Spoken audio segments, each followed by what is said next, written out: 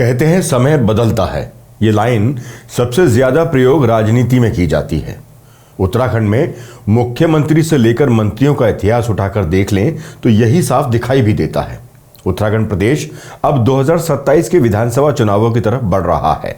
ऐसे में भाजपा और कांग्रेस में कई दावेदार अपनी दावेदारी मजबूत करने की कोशिश में लगे हुए हैं। अब किसको टिकट मिलेगा ये तो समय बताएगा, लेकिन जोर आजमाइश अभी से शुरू हो गई है।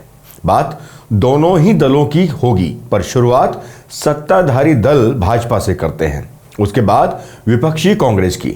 भाजपा में टिकट को लेकर 2027 में पार्टी की पिछली लाइन में खड़े नेता अब बड़े और स्थापित नेताओं को चुनौती देते दिखाई दे सकते हैं।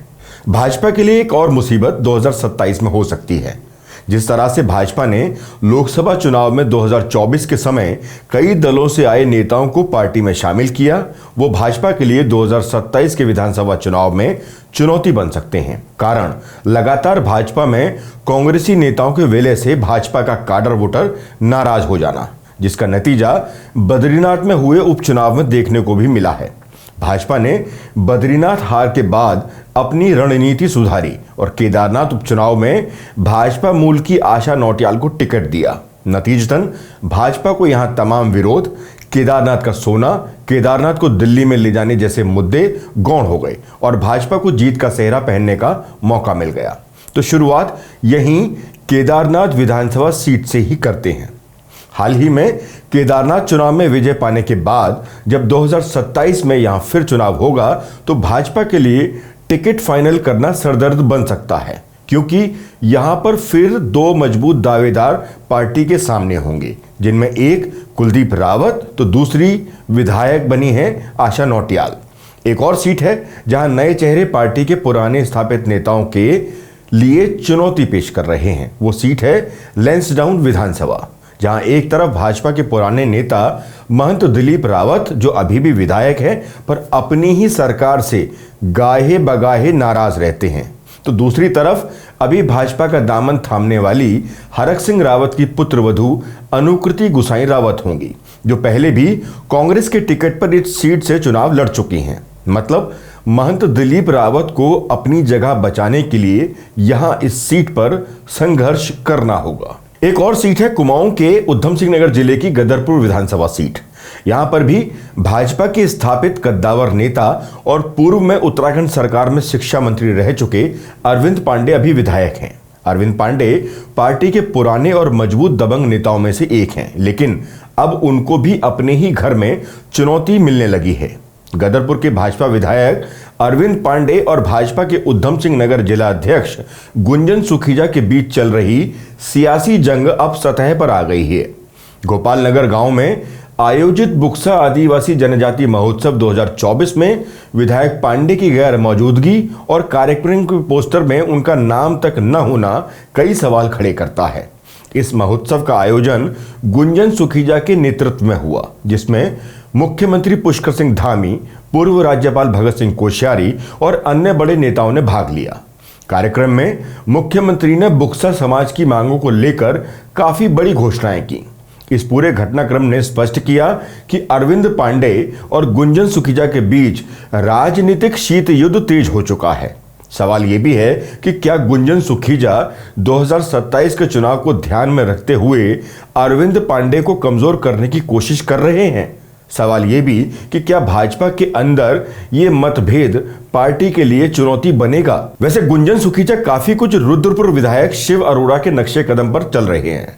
जिला अध्यक्ष रहते हुए जिस तरह से शिव अरोड़ा ने रुद्रपुर में अपने लिए चुनावी माहौल बनाया और अंततः 2 बार के विधायक राजकुमार ठकुराल का टिकट कटवाकर न सिर्फ अपने लिए पार्टी से टिकट ले आए, बल्कि अभूतपूर्व जन समर्थन हासिल करके जीत भी हासिल की। आज वो रुद्रपुर के विधायक हैं। सवाल यही कि क्या गुंजन सुखीजा इसी फॉर्मूले को गदरपुर में दोहरा रहे हैं। केदारनाथ और गदरपुर सीट पर बड़े और स्थापित राजनीतिक चेहरों के बीच चलती ये चिंता की लकीरें अब पार्टी के अन्य नेताओं को भी खाई जा रही हैं। ऐसे में वो भी विकल्प तलाशने लगे हैं, जिसका नतीजा है कि टिहरी से भाजपा विधायक किशोर उपाध्याय ने एक बड़ी मांग रख दी है। टिहरी विधानसभा से भाजपा विधायक किशोर उपाध्याय के द्वारा उत्तराखंड में 101 विधानसभाएं और 13 लोकसभा सीट किए जाने की मांग की गई है। विधानसभा अध्यक्ष रितु खंडूरी को पत्र भेजकर किशोर उपाध्याय ने उत्तराखंड विधानसभा से प्रस्ताव पास करने की मांग की है ताकि प्रदेश के उस प्रस्ताव को केंद्र को भेजा जाए। किशोर उपाध्याय का कहना है कि उत्तराखंड के पर्वतीय क्षेत्र को विकास की मुख्य धारा में और तेज गति देने के लिए ऐसा किया जाना बेहद जरूरी है। कई राज्यों में कम जनसंख्या और कम क्षेत्रफल के आधार पर विधानसभा और लोकसभा सीट निर्धारित हैं। ठीक उसी फॉर्मूले को उत्तराखंड में भी लागू किया जाना चाहिए। कुल मिलाकर 2026 में पूरे देश में विधानसभा सीटों और लोकसभा सीटों की परिसीमन को लेकर सर्वे होना है। यकीनन उत्तराखंड में परिसीमन निर्धारित होने से पहले विधानसभा सीटों की संख्या बढ़ाई जाने की मांग उठने लगी है। यहां यह भी गौर करना होगा कि टिहरी विधायक किशोर उपाध्याय मूलतः कांग्रेसी विचारधारा के रहे हैं। कांग्रेस के उत्तराखंड प्रदेश अध्यक्ष भी वो भाजपा में आने से पहले रह चुके हैं, तो बद्रीनाथ की तरह ही उनको भी मूल काडर से चुनौती यहां मिल सकती है। यह मांग एक तरह से टिकट कटने की शंका के चलते भी हो सकती है, क्योंकि टिहरी से भाजपा के पास कई दावेदार हैं। पुराने प्रतिद्वंदी किशोर उपाध्याय और दिनेश धने की टिहरी में पुरानी प्रतिद्वंदिता है। हालांकि अब दोनों के भाजपा में होने से उनके लिए असहज स्थिति पैदा हो रही है। कई बार एक दूसरे के खिलाफ इन दोनों नेताओं की लड़ाई खुलकर सामने आती दिखाई दी है। ये खींचतान आगामी विधानसभा के मद्देनजर ही मानी जा रही है।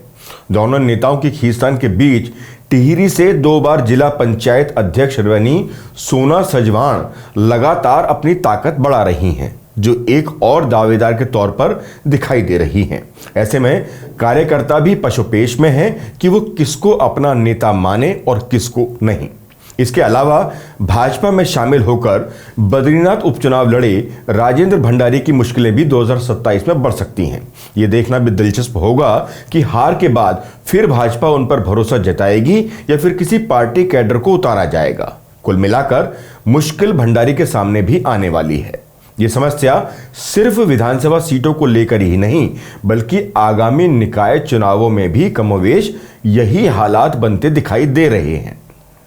ऐसा नहीं कि ये सिर्फ बीजेपी की मुश्किल है, बल्कि कांग्रेस में भी कई जगह ऐसा ही देखने को मिल सकता है। हालांकि कई विधानसभा ऐसी भी हैं जहां कांग्रेस को दमदार प्रत्याशी की कमी भी खल सकती है, लेकिन कई सीटों पर अब कांग्रेस की दूसरी कतार के नेता बड़े नेताओं के लिए चुनौती बनते दिखाई दे रहे हैं। सबसे पहले बात केदारनाथ विधानसभा की ही करते हैं, जहां से मनोज रावत की लगातार दूसरी हार ने उनको झटका दिया है। अब 2027 में उनकी राहें बहुत मुश्किल होती दिखाई दे रही हैं, क्योंकि इस हार के बाद अब टिकट की दौड़ में शामिल कुंवर सिंह सजवाण का दावा ज्यादा मजबूत होता दिखाई दे सकता है। इस हार से मनोज रावत का कद कमजोर हुआ है और लगातार 2 हार के बाद अब कांग्रेस यहां पर प्रत्याशी चयन में बदलाव कर सकती है। मतलब पहले से स्थापित नेता मनोज रावत के लिए खतरे की घंटी यहां बज चुकी है। इसके अलावा कई और सीट हैं जहां इस तरह का परिवर्तन देखने को मिल सकता है। रामनगर से बड़ी हार का सामना कर चुके दिग्गज कांग्रेसी रंजीत रावत को भी 2027 में रामनगर विधानसभा सीट पर चुनौती मिल सकती है। यहां से निर्दलीय चुनाव लड़ चुके पूर्व कांग्रेसी संजय नेगी, जो पिछले चुनाव में 17,000 के करीब वोट हासिल करके अपनी ताकत कांग्रेस को दिखा चुके हैं। ऐसे में 2027 में कांग्रेस उन पर भी अपना नजर का चश्मा घुमा सकती है। संजय नेगी रंजीत रावत के धुर विरोधी और खांटी कांग्रेसी नेता हरीश रावत के भी काफी करीबी हैं। ऐसे में उनको हरीश रावत का साथ मिल सकता है। अगर ऐसा हुआ तो 2027 में रंजीत रावत के लिए भी ये बड़ा झटका साबित हो सकता है। इसके अतिरिक्त कई कांग्रेसी नेता ऐसे हैं जो 2027 के नए चेहरे के तौर पर सियासी पारी का आगाज कर सकते हैं। इनमें पूर्व में विधानसभा का चुनाव लड़ चुकी उत्तराखंड महिला कांग्रेस की अध्यक्ष ज्योति रौतेला पर भी पार्टी पहाड़ या मैदान की किसी सीट से दाव खेल सकती है। देखना यह भी होगा कि पार्टी के दिग्गज नेता हरीश रावत इस बार कहां से चुनाव लड़ेंगे भी या नहीं। इसके बाद सबसे ज्यादा नजर हरक सिंह रावत पर रहेंगी कि वो कहां से चुनावी मैदान में उतरेंगे। क्या लैंसडाउन की तरफ एक बार फिर उनका रुख होगा या फिर इस बार भी कोई नई सीट पर वो ताल ठोकेंगे? 2022 में भी कांग्रेस की इसी तरह 20 सीटों पर माथापच्ची हुई थी। पार्टी के अंदर दावेदारों के कारण कई सीटों में बदलाव किया गया था, जिसके बाद में उनको खामियाजा भी भुगतना पड़ा और रणजीत रावत, हरीश रावत और हरक सिंह रावत की पुत्रवधू को हार का सामना करना पड़ा। तो क्या एक बार फिर कांग्रेस के आगे वही स्थिति कुछ सीटों पर बन सकती है? यह भी देखना बड़ा दिलचस्प होगा। वैसे 2027 में कांग्रेस के लिए एक बड़ी मुसीबत तीसरे विकल्प के तौर पर खड़े बॉबी पवार और उनके साथी बन सकते हैं।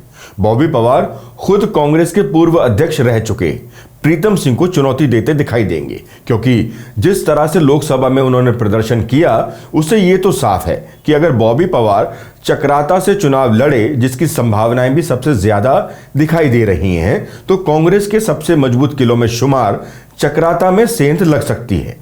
टिहरी लोकसभा चुनाव के आंकड़े भी कुछ इसी तरफ इशारा कर रहे हैं, जहां चक्राता विधानसभा से बॉबी पवार 28,000 से अधिक वोट ले जाने में कामयाब रहे, तो कांग्रेस को मात्र 12,000 के आसपास वोट मिले, जबकि बीजेपी और पिछड़ गई। यह बताता है कि चक्राता विधानसभा में बॉबी पवार कांग्रेस के किले में सेंध लगा चुके हैं। इसके साथ ही गंगोत्री, यमुनोत्री, धनौल्टी सहित टिहरी की कई विधानसभाओं में बॉबी पवार ने अच्छा प्रदर्शन किया था। इन जगहों पर 2027 में भी बॉबी पवार कांग्रेस और भाजपा का गणित बिगाड़ सकते हैं। हालांकि यह भी देखना होगा कि बॉबी पवार के साथी अगर इन सीटों पर चुनाव लड़ते हैं तो क्या उनको भी वही समर्थन मिल पाएगा जो बॉबी पवार को लोकसभा में मिला था। बॉबी जितनी सीटों पर चुनाव लड़ेंगे उतना कांग्रेस को नुकसान होने की आशंका ज्यादा है, क्योंकि बॉबी मुख्यतः सत्ता विरोधी लहर वाले वोट को काटेंगे। हालांकि कई सीट पर वो सीधे त्रिकोणीय मुकाबले में भी आ सकते हैं। इससे ऐसी कई सीटों पर फर्क पड़ सकता है जहां जीत का मार्जिन बहुत कम रह सकता है। हालांकि कई सीटों पर बीजेपी को भी नुकसान हो सकता है। अब देखना होगा 2027 विधानसभा चुनाव से पहले दोनों राष्ट्रीय दलों के अंदर चल रही जोर आजमाइश से किसको फायदा और किसको नुकसान होगा। साथ ही तीसरे विकल्प के तौर पर बॉबी पवार पहली बार में ही कोई बड़ा गेम चेंजर साबित हो सकते हैं या नहीं। यहां कहने को बहुत कुछ है, पर यह बस कुछ मुख्य सीटों और उनके आंकड़े हैं। वैसे आप भी अगर किसी सीट विशेष के बारे में पूरी जानकारी चाहते हैं तो हमें कमेंट बॉक्स में लिख भेजिए। फिलहाल इस वीडियो में हमें इजाजत दीजिए। नमस्कार।